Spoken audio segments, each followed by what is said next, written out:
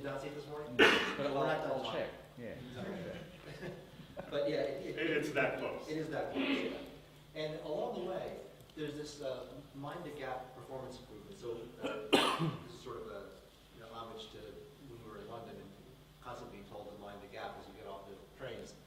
And on the read side, so when you're doing, we do aggregation of reads. And the idea is to say that if you have a reading a region of disk and a reading another region that's right next to it, then we'll take those two, aggregate those into one read buffer, and do a single read I/O to the disk, because that makes it go faster.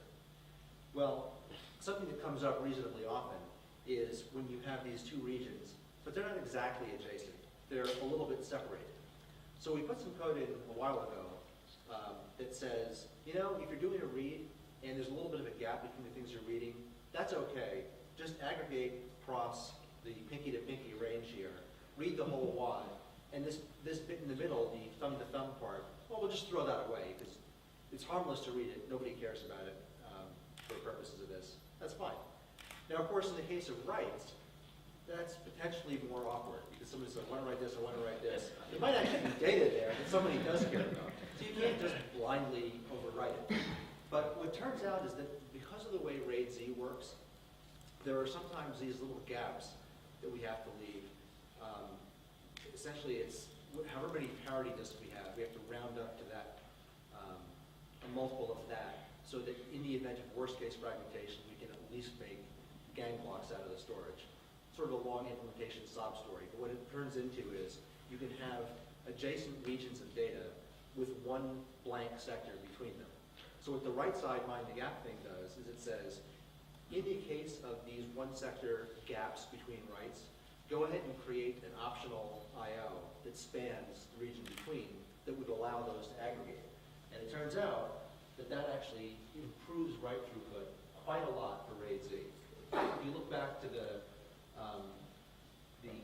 2008 Q4 release of the Amber Road products, you can see that performance, as you went from, for a given number of disks, if you worked your way from mirroring through RAID Z1, RAID Z2, RAID Z2 with wide stripes, and RAID Z3 with wide stripes, that you got progressively less write throughput as you went. In the new code that Adam's going to be putting back shortly, mirroring is actually the lowest bandwidth option compared to any of the RAID configurations. Yep, and that's just because the way allocation works and the fact that we round robin through these mirror things, we wind up just sending less I/O to each disk, and it winds up being a little less streaming in that regard. Whereas here with RAID Z stuff, because it is a single stripe, what happens is we're able to stream solid to each one of the drives and get it a lot closer to its full bandwidth potential. And if you think about it, it should be the case, right, that in general, you actually ought to get more write bandwidth out of a RAID configuration, because when you're doing mirroring, you have to write each piece of data twice. When you're writing RAID with, say, a 4+1 configuration, you're only writing 20% or 25% extra in terms of parity. Instead of 100%. Instead of 100%. So right, what you'd expect really is that as you get to the slightly wider stripes, right, like the RAID Z3 wide stripes, well, we went from RAID Z2 to RAID Z3, there's more parity information, so that's not a big surprise.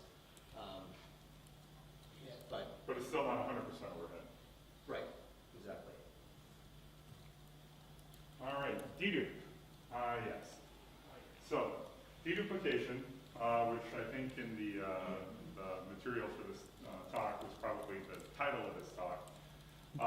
The idea there, as many of you are aware, is that if I have a storage pool and I'm writing a whole bunch of data there, wouldn't it be nice that if previously I had written some random block of data, say Hello Kitty, that then later, if I happen to write Hello Kitty again, because I've already got it on disk, wouldn't it be nice, instead of writing a second copy of Hello Kitty, if I could just add a reference on the copy that I know I already have? And that's exactly what deduplication does. The principles are fairly straightforward, which is I have some data structure in which I look up references of this block. And so we use the cryptographic half signature of every block to look up in this data structure. And when we do this, we say, have we ever written a block with this half signature before? If the answer is yes, awesome.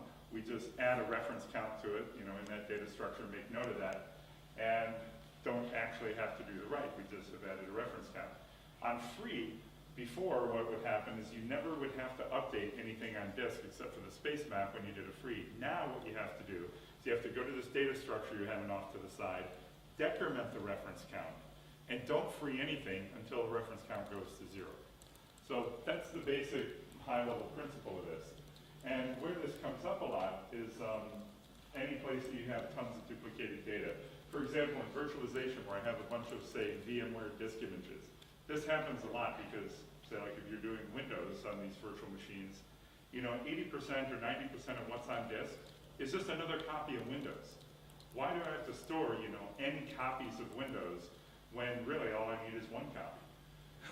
And backup servers is another one. If I keep sending incremental backups of the same data set over and over, I just really want to be able to read the data if it ever comes to that. I don't actually want N copies of the data just because I've done N backups. But Bill, I don't really do virtualization much, and I don't really run backups. How does this help me? Yeah, and of course, the way to get anything implemented is to let a developer scratch their own itch with it.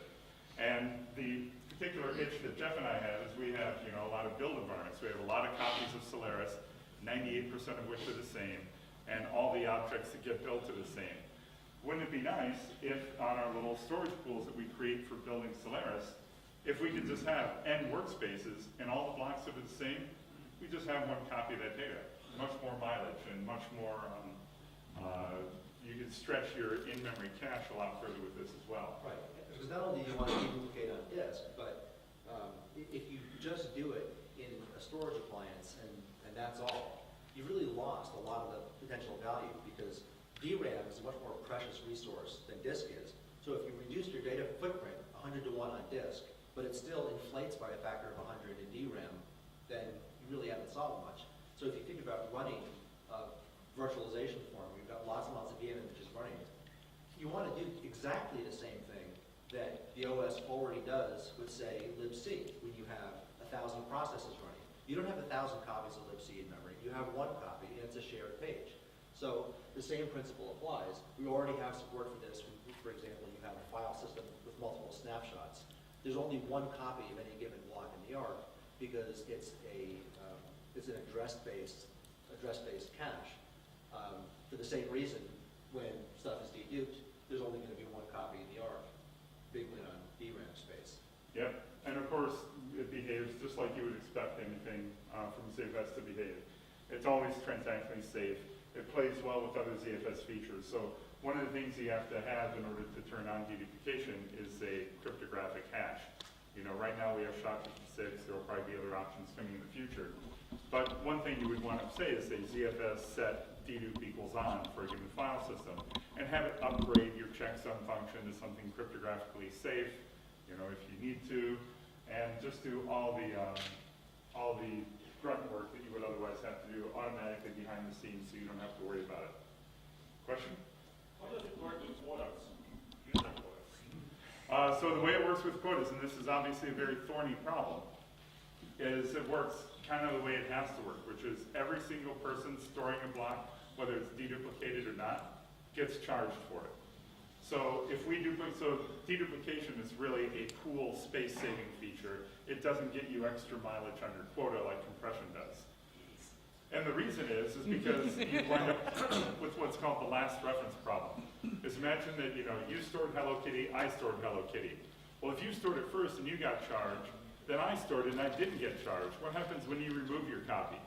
Someone has to be charged, but we don't have that information. We have to have a reverse map of every single reference to every block, which is way too expensive to maintain. So instead, it's just the administrator gets the advantage, everyone else still gets charged for space. Yes?